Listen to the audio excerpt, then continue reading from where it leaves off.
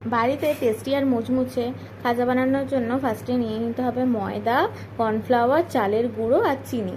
তারপর ময়দাটার মধ্যে বেশ খানিকটা ঘি দিয়ে দিতে হবে, দিয়ে ভালো করে মিশিয়ে নিতে হবে। মিশিয়ে নেওয়ার পর এর মধ্যে খানিকটা পরিমাণে চালের গুঁড়ো দিয়ে দিতে হবে, দিয়ে ভালো করে এইটার সঙ্গে মিশিয়ে নিতে হবে। নিয়ে ভালো করে মাখতে হবে জল দিয়ে ভালো করে মেখে নিতে হবে, যেরকমভাবে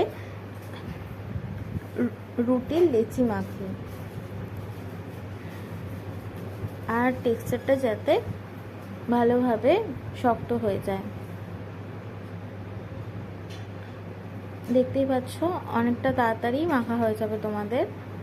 মেখে নেওয়ার পর 5 মিনিট মতো এটাকে রাখতে হবে। রেখে রুটির যেরকম লেচি করে এরকমই লেচি করে নিতে হবে। নিয়ে কর্নফ্লাওয়ার আর চালের গুঁড়োতে দিয়ে রুটির মতো করে বেলে নিতে হবে। ভালো করে পাতলা পাতলা করে বড় করে বেলতে হবে। বেলা হয়ে গেলে এর উপরে ঘি মাখিয়ে নিতে হবে। ঘি মাখিয়ে নেওয়ার পর একটা রুটির উপর একটা রুটি দিয়ে দিতে হবে, সমান সমান করে দিতে হবে কিন্তু। এই যে দেখতেই পাচ্ছ একটা একটা রুটির লেচিটা দেবে, দিয়ে তার উপর ঘি মাখিয়ে নেবে। তারপর ওটাকে গোল করে নিতে হবে।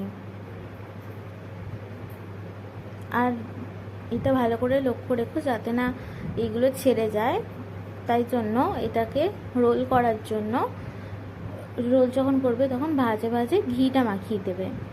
ঘিটা মাখিয়ে দিলে আর এটা ছাড়বে না। এই যে দেখো ঠিক এমনিভাবে ঘি লাগিয়ে দেবে।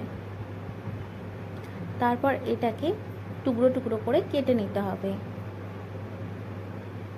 তো বন্ধুরা, তোমরা কাকলির রান্নাঘর চ্যানেলটিকে যেখান থেকেই দেখছো সাবস্ক্রাইব করে দিও। ইউটিউব থেকে দেখলে সাবস্ক্রাইব করো, আর ফেসবুক থেকে দেখলে ফলো করে দিও। আর তোমরা পরবর্তীতে কি ভিডিও দেখতে চাও এটা আমাদেরকে কমেন্ট করে জানিও। তোমরা কেমন আছো এটা আমাদের কমেন্ট করে জানিয়ে দিও। আমরা সেই সমস্ত ভিডিওই পরবর্তীকালে আনবো। আর তারপর এই রকমভাবে বেলে নিতে হবে লম্বা লম্বা করে। দেখতেই পাচ্ছ একটা একটা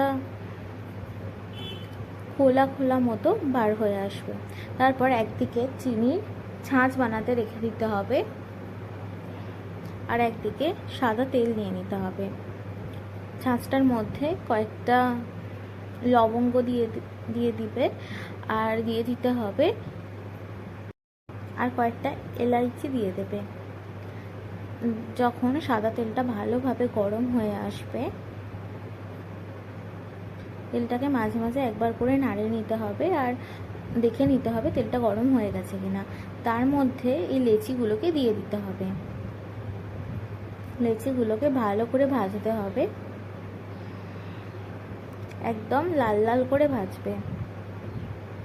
এই যে দেখতেই পাচ্ছ অনেকটা তাড়াতাড়ি সময় এর মধ্যেই হয়ে যাবে। আবার অনেকের অনেক কড়া খেতে ভালো লাগে খাজা, তারা একটু বেশি কড়া করেও খেতে পারবে।